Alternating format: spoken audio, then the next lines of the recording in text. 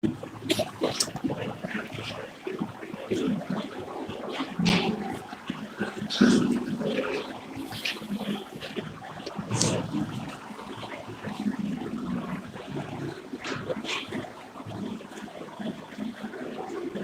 irmãos e irmãs, convido-os para que abram suas Bíblias.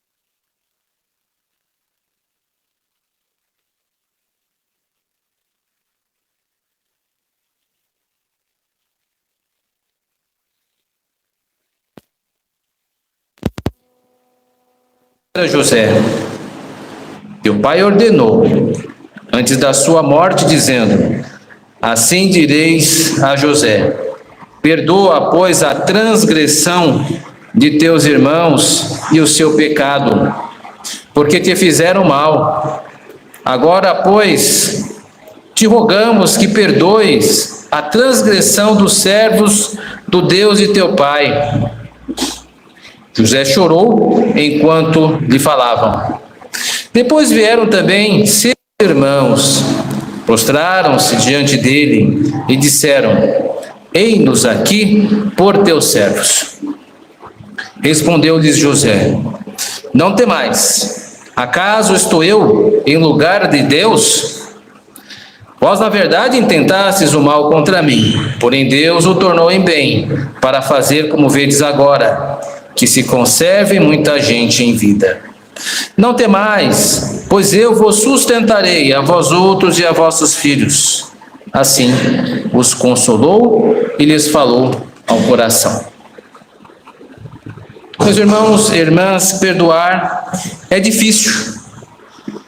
Se não fosse tão difícil, não existiriam tantos textos que comentam disso. Por exemplo, o texto da parábola do credor incompassivo, aquela parábola que diz que um rei foi fazer um acerto de contas com seus servos, um deles devia muito dinheiro, foi perdoado pelo rei, mas quando veio um colega que devia uma ínfima parte, não quis perdoá-lo, e o rei, diante da ausência de perdão, jogou esta pessoa para a prisão. Perdoar é difícil, meus irmãos. Não só esse texto da parábola reflete isso, mas também os próprios apóstolos tiveram lá suas dificuldades. Lembra-se de Pedro? Pedro era um homem que se encontrava e se achava generoso. Ele pegou e ofereceu perdoar até 7 vezes alguém que fizesse alguma ofensa contra ele. Jesus disse que isso era ainda muito pouco por aquilo que ele deveria perdoar. Perdoar, meus irmãos, é difícil. Não é à toa que esta é uma das condições essenciais do cristão. Na oração do Pai Nosso, está lá dizendo: perdoa as nossas ofensas, assim como nós perdoamos aquele que nos tem ofendido. O que o texto quer dizer é que na família do Pai, inicia com um grupo de pessoas que quer ser perdoada e termina com esse mesmo grupo de pessoas sendo perdoadas. Nesse texto nós iremos encontrar o que é o perdão. E encontraremos mais também, encontraremos o que não é o perdão. Portanto, eu convido você que me ouve para que possa acompanhar esse sermão e que possamos juntos aprender aqui esta noite quais são os elementos indispensáveis para que possamos perdoar. O primeiro elemento, meus irmãos, indispensáveis para o perdão é a crença de que há uma justiça. Precisamos acreditar que existe uma justiça que perpassa essa realidade.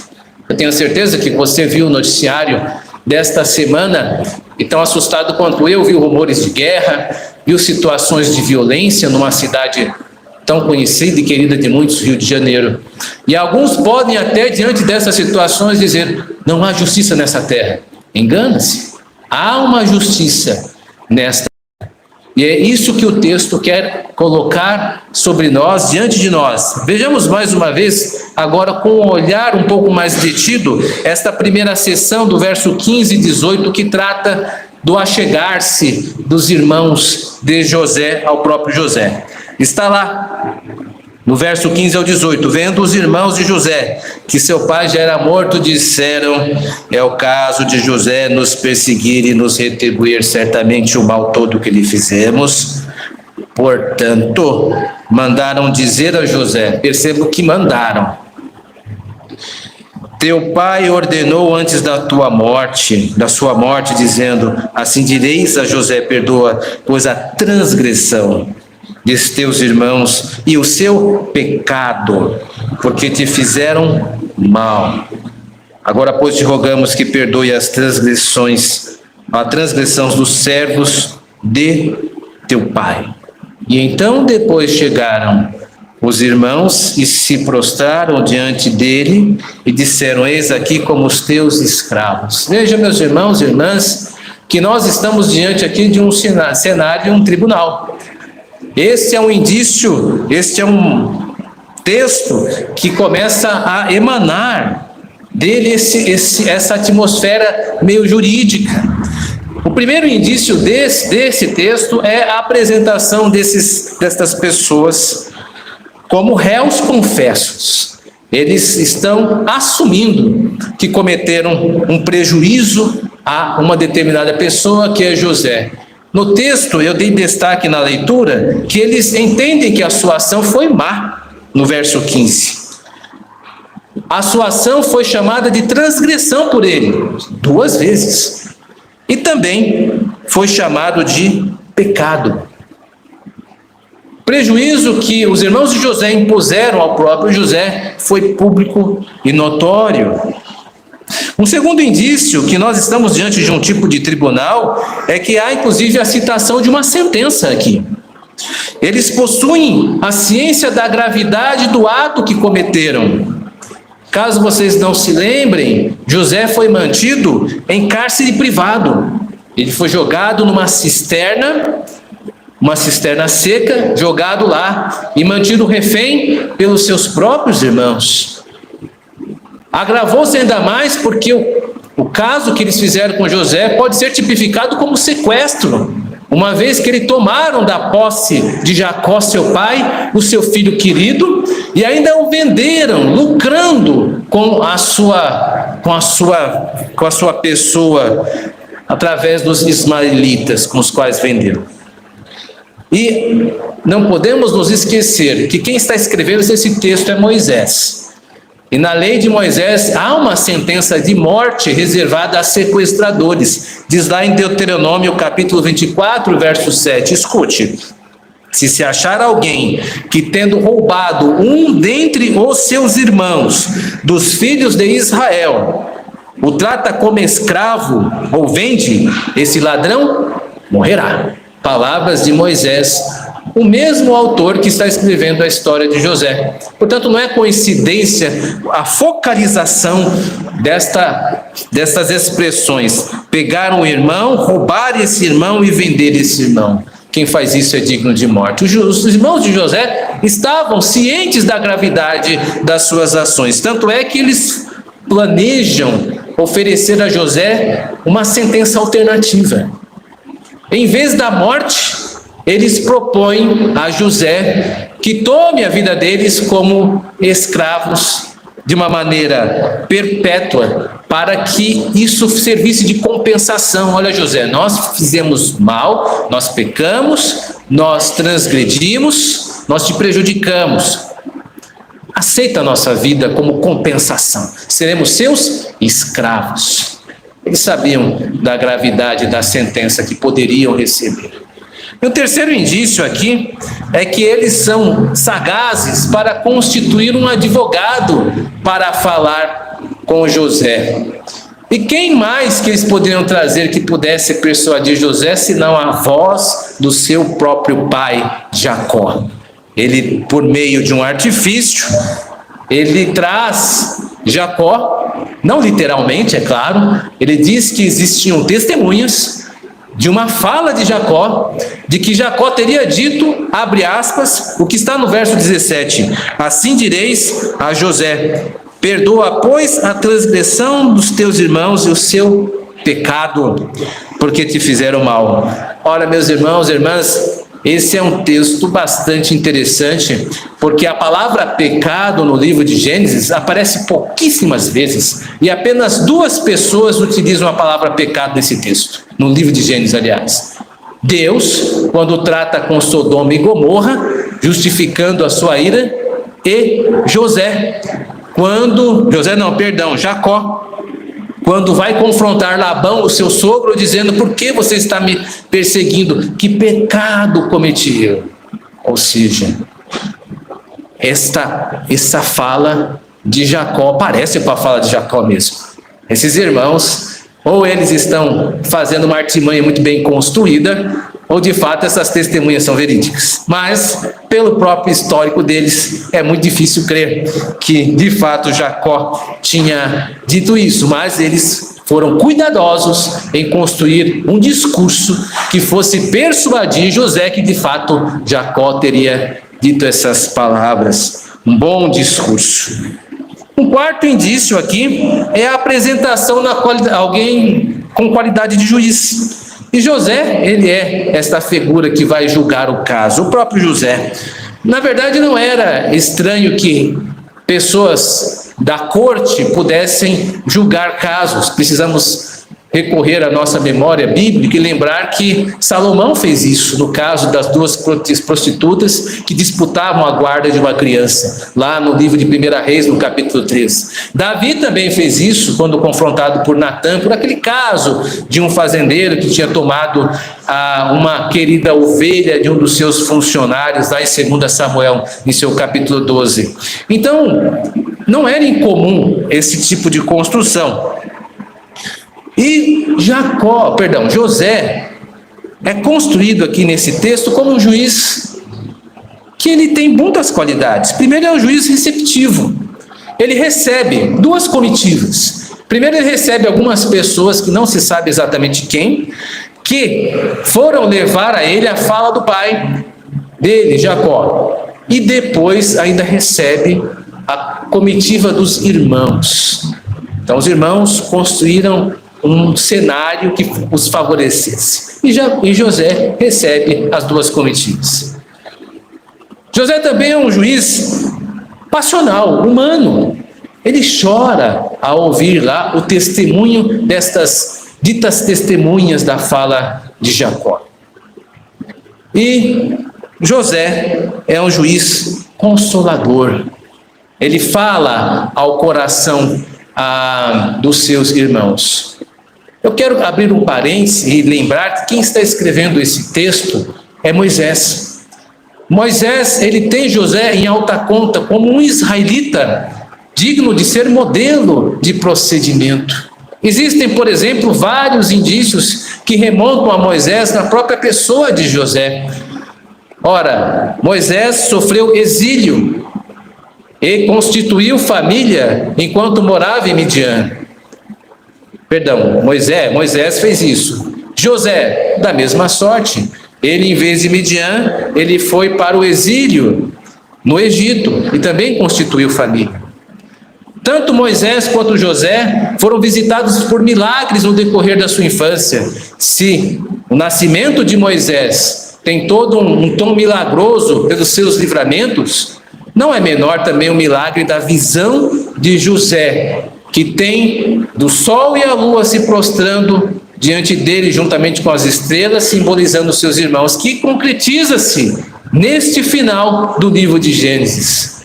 Também semelhante a Moisés, José fazia parte de uma corte, como Moisés também o fez. Há muitas semelhanças nesses 2 personagens para mostrar que José é um israelita digno de ser imitado para aqueles que estavam ouvindo a lei. Porque devo lembrá-los, meus irmãos e irmãs, esse texto faz parte da lei de Moisés. Mas enfim, meus irmãos e irmãs, Esse texto aqui nos persuade, então, a entender que há uma justiça. O texto está dizendo que existe sim uma justiça sendo feita nesta terra, com todas as suas dificuldades, com todas as suas limitações. José sofreu prejuízos, seus irmãos foram diante de um juiz, o caso foi examinado e um reparo foi oferecido. E aqui nós temos e encontramos a ideia de perdão. O que é o perdão? O perdão, meus irmãos, é a suspensão de pena, é a anistia de prejuízos. Ou seja, é quando o ofendido declara: você não precisa me dar compensação nenhuma. Isto é perdão. Perdão é suspensão de dívida, é suspensão de pagar prejuízos. Perdão é tomar para si mesmo o prejuízo.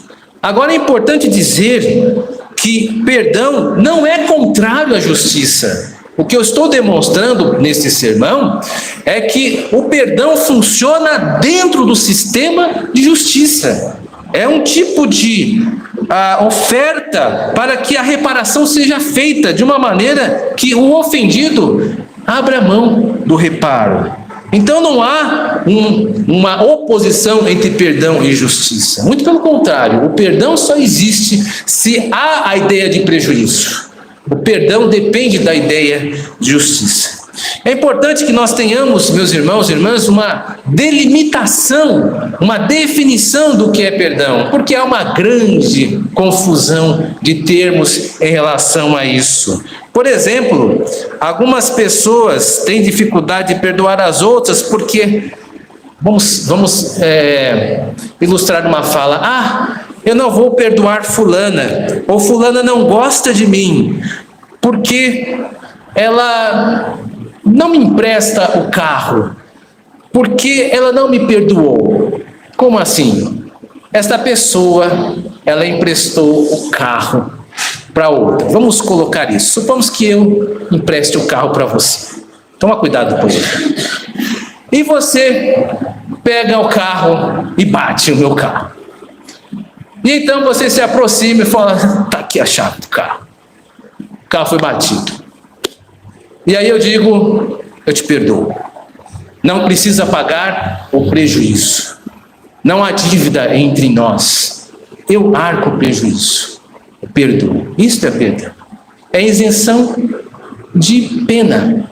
Você não terá ônus nenhum. A dívida foi perdoada. Perdão é isso. Perdão não é afeição e nem confiança, que são coisas diferentes.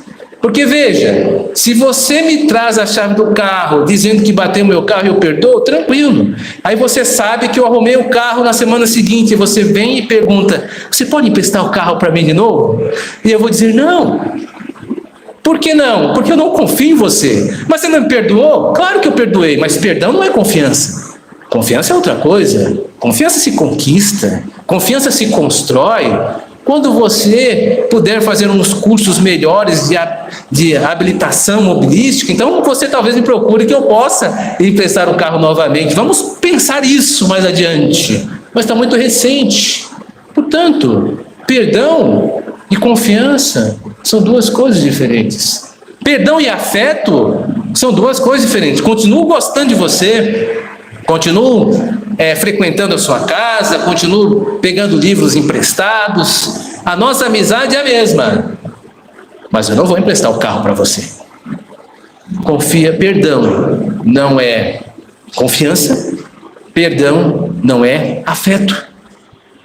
E isso é importante deixar marcado, porque algumas pessoas têm dificuldade de perdoar as outras porque não gostam daquela pessoa.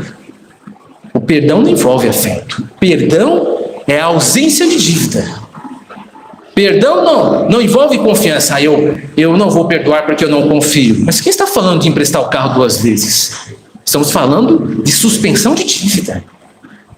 Por isso, esses tipos de elementos não podem ser impeditivos de você exercer aquilo que teu pai te ordena, que é perdoar o ofensor. a ofensora. Você precisa mobilizar e demonstrar perdão de uma forma objetiva. Há um prejuízo concreto, há uma materialização exata do prejuízo. Caso da ilustração do carro, não há eu acho que eu estou me sentindo. Não, o prejuízo foi feito, o carro foi batido. Não há discussão sobre isso. O perdão precisa ser praticado por aquele que foi ofendido. Independente se gostamos, independente se confiamos. São três coisas diferentes. Por isso, não podemos mitigar o perdão ou limitar o perdão por causa do afeto ou por causa da confiança. Essas desculpas, com certeza, não se manterão de pé diante do tribunal de Deus. Confiança é um processo. O perdão, ele é pontual. Você não perdoa 50%. Você não dá um meio perdão. Ou perdoa ou não perdoa. A confiança é um processo que pode ser reconquistado.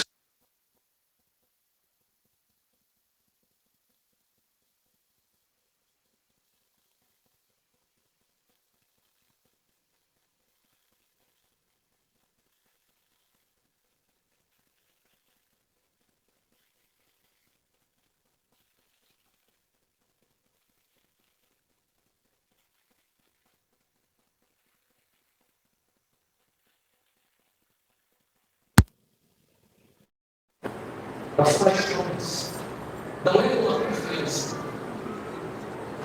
é um outro tipo de regime, mas também conquistado para que haja ele. Portanto, perdoar não é afeto, não é afeição. Perdoar não é confiança. Perdoar é suspensão de dívida, é anistia, é eliminação de qualquer tipo de pagamento que alguém possa ter.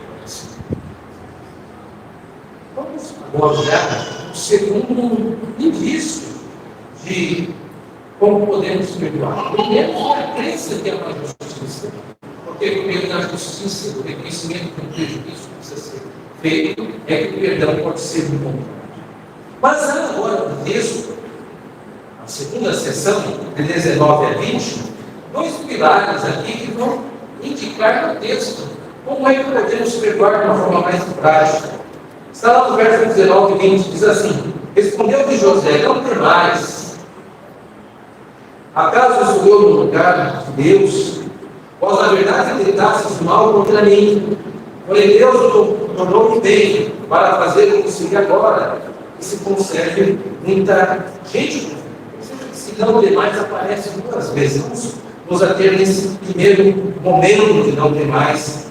E o segundo elemento, o primeiro é a crença que há uma justiça, o segundo elemento é que essa justiça tem nome. Justiça pertence a alguém. Essa justiça pertence a Deus. A primeira coisa que José diz aos seus irmãos diante da oferta de uma sentença alternativa é dizer: eu estou no lugar de Deus. O que significa esse tipo de expressão? Em que momento os irmãos de José levantaram incensos, levaram carneiro para sacrificar para José? Por que José expressou-se dessa maneira? José tem um entendimento de Deus diferente dos seus irmãos. Ele entende que Deus, ele pode extrair o bem por meio de agentes maus. Os irmãos agiram com maldade, mas Deus o tornou em bem. Deus, ele é Senhor de todas as pessoas, de todas as ações de todas as pessoas, inclusive das ações más. E até as ações boas estão debaixo do poder de Deus para os propósitos de Deus. José não poderia condenar Deus por ser Deus. Não poderia colocar-se acima de Deus e questionar a maneira como algumas pessoas são levantadas para exercer tanto bem contra o mal. Meus irmãos, nós precisamos aprender com José. Porque todas as pessoas nesta terra, elas têm um papel a desempenhar. tanto com boas atitudes como más atitudes. João Calvino, tocando nesse assunto de leve, tem uma expressão que nos ajuda. Todos nós estamos diante do teatro de Deus. Cada um tem um papel. E o papel de algumas pessoas, por vezes, é nos trazer mal. Por quais motivos? Apenas os dois.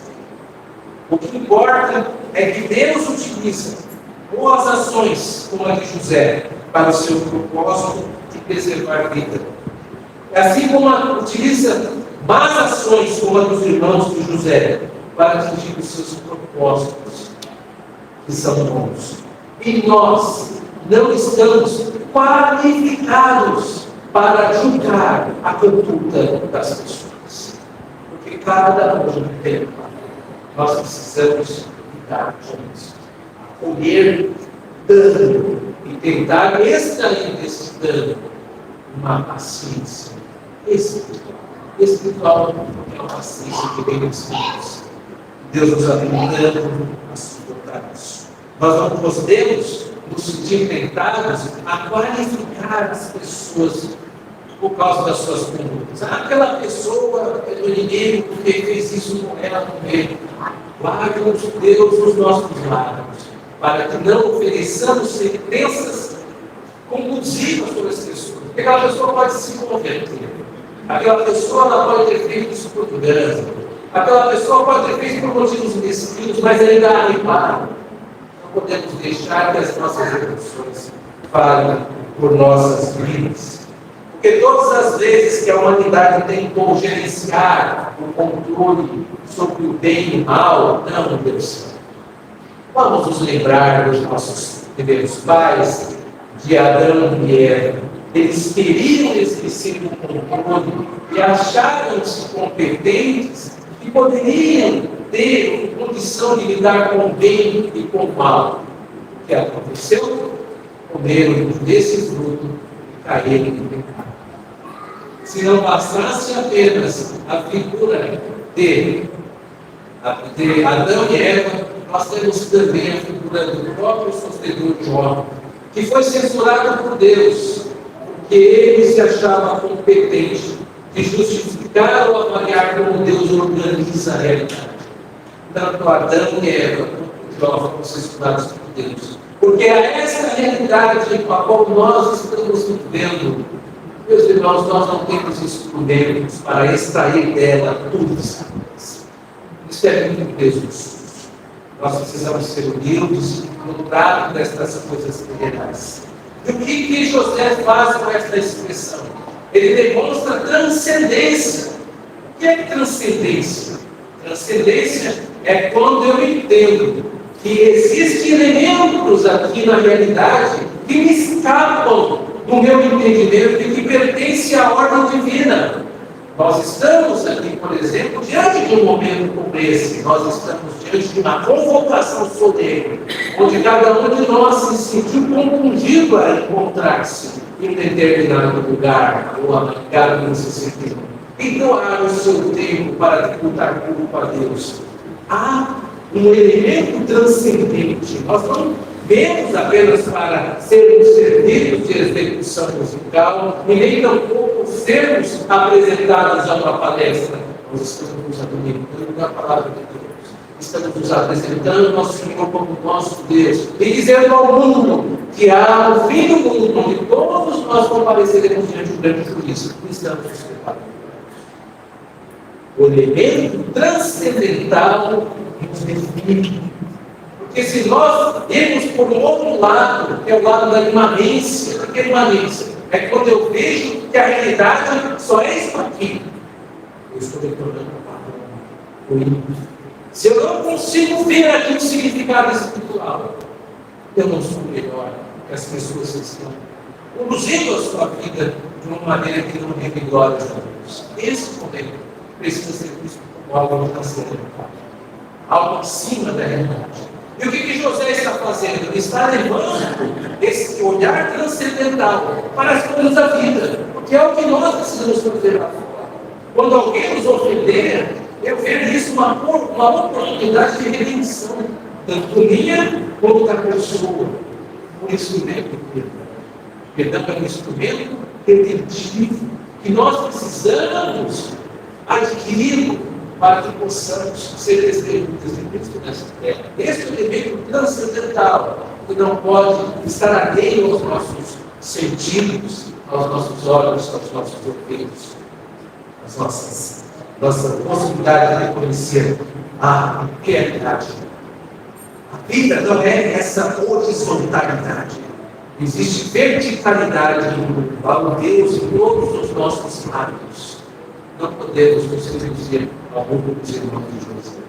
José estava mostrando que ele transcendia os seus irmãos. Estava oferecendo também transcendência aos seus irmãos. Vocês também precisam ver isso. Há um Deus que organiza toda a realidade. Perdoar, portanto, meus irmãos e irmãs, é um ato de fé em Deus. É o que José demonstra. É a crença na providência de Deus. A providência diz que não há nenhum tipo de atitude de qualquer pessoa que seja feita sem a vontade de Deus. Portanto, a pessoa que me agride, a pessoa que vem contra mim, ela foi colocada nessa posição. Eu preciso entender isso. Que Deus pode estar me provando por meio de um sofrimento injusto. Que Deus pode estar me humilhando por um pecado que cometi. Podemos estar me doutrinando para que eu não venha a correr por áreas que Ele não deseja. Perdoar por fé. É exigido quando dói na pele ou no coração. Nós temos a oportunidade de transcender por situações que nos trazem sofrimentos, diversas naturezas, possam nos acontecer. Por isso, meus irmãos, há um ato de fé no perdão. Há um ato de fé quando nós olhamos com uma outra frequência acima das ações, mas das pessoas. Embora Deus pareça, por vezes, nosso opositor, levantando pessoas para nos humilhar, nós precisamos entender que isso é necessário estar sobre a providência de Deus. Isso que José fez. Por isso nós não encontramos um José rancoroso.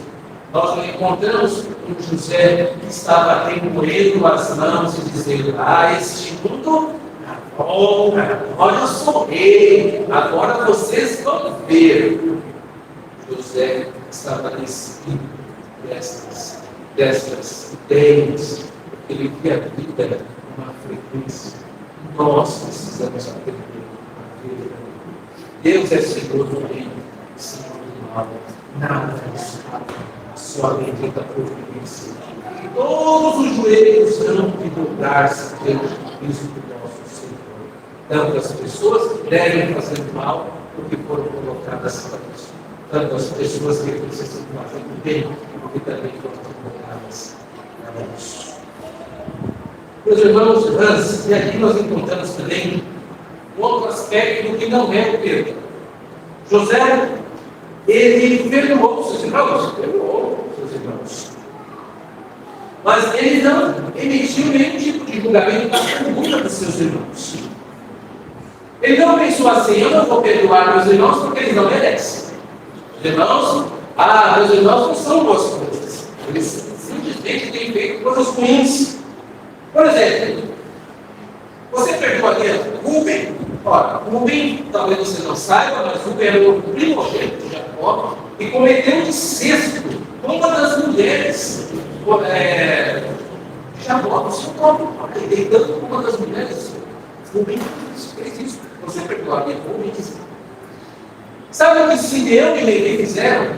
Simeão e Levi, de uma forma desproporcional, mataram todos os homens de uma cidade. Homicidas. Fizeram isso. Você perdoaria Simeão e Levi? Você perdoaria a deslealdade de Judá? Você sabe que Judá, os irmãos de José, tinha feito um contrato, uma aliança com Tamar, sua nora, para dar um filho, ficou protelando, negando encontrar uma aliança de fronteira. Então, Judá foi desleal, Rubens incestuoso, e Simeão e Levi, homicidas. Essas pessoas merecem perdão? Não. É a nossa. José não se colocou como juiz da conduta dos seus irmãos. Não era esse o mérito. O mérito da questão, o objetivo da questão era o mal que fizeram contra José. José não viu isso uma oportunidade de se colocar sobre os seus irmãos e julgar a conduta, assim também como nós não temos o direito de achar que as pessoas merecem ou não merecem o nosso perdão. Nós não somos Deus para ficar avaliando a conduta e dar o nosso endosso como um tipo de premiação. Nós vamos privar o prejuízo do prejuízo que foi feito. Bom, se essa pessoa gosta de mascar chiclete, se essa pessoa gosta de torcer para alguns times são paulinos, presentes aqui, isso não importa. A conduta delas não está em discussão. Ela bateu o carro e ela será perdoada do carro, independente se ela é corintiana, se independente da sua conduta de vida, se é uma pessoa alcoolizada, se é uma pessoa que não trata bem a esposa, não importa, não é a conduta dessa pessoa, é o objeto da ofensa. Perdão é mais que aí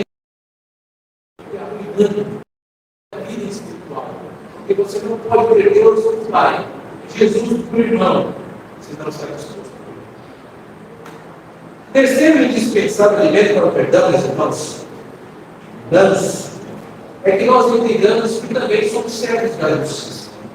O primeiro elemento é que é a crença da justiça. O segundo é que a justiça tem dono, é Deus, é nós. O terceiro é que nós somos também servos da justiça. Nós estamos aqui atuando juntamente com Deus. Veja no verso 21, não temas, o segundo não temas desta sessão. Pois eu vos sustentarei a vós outros e a vossos filhos. Assim os consolou e falou ao coração. Veja, José perguntou. Por quê? Porque o perdão aqui também era um elemento que ajudava na preservação do povo. E esse era o objetivo divino com o sofrimento de José, que o povo fosse preservado. E quem era José agora para colocar um obstáculo no trabalho do Senhor? Falei, não, eu perdoo vocês, meus queridos, por terem jogado, ter vendido, por ter arrancado de vários anos sem a presença do teu pai e sem poder enterrar minha mãe. Eu perdoo vocês. Meus filhos é Deus.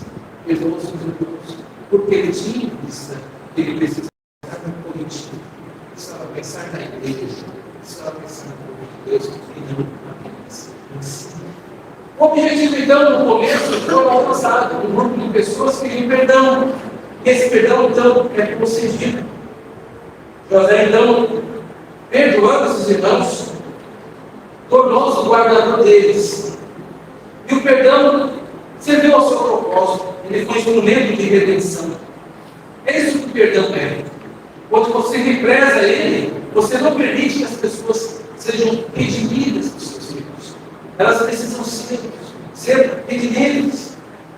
O perdão torna as pessoas melhores. Lembre-se de Pedro. Pedro negou Jesus 3 vezes. Quando Jesus ressurreto apareceu, o que ele fez? Apontou para Pedro e disse: "Nós perdoou?" Não, Pedro, humilhamos. Você negou 3 vezes. 3 vezes ele deu a oportunidade de anunciar o amor. Venha e amacita as minhas vidas. Pedro se tornou um homem muito melhor. O perdão não foi conferido. Assim também, como Marcos, depois de abandonar a sua missão apostólica, lá em Atos, no capítulo 12, abandonar a Barnabé e Paulo, deixá-lo sozinho, foi perdoado pelo apóstolo Paulo no final da sua vida. Ele é um instrumento redentivo, redime as pessoas com as quais você teve dificuldade, oferecendo a elas instrumento de redenção. Redime esse poder. Porque o Pai e o Filho estão de braços abertos para aqueles que, como o Pai perdoou, como o Filho também perdoou. Por isso, meus irmãos e irmãs, o Senhor de hoje teve por propósito mostrar certos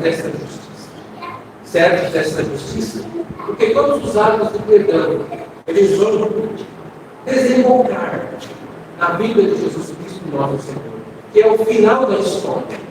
Todos os nossos hábitos são da humanidade. E quando nós atuamos com o Senhor, nós colaboramos com essa justiça.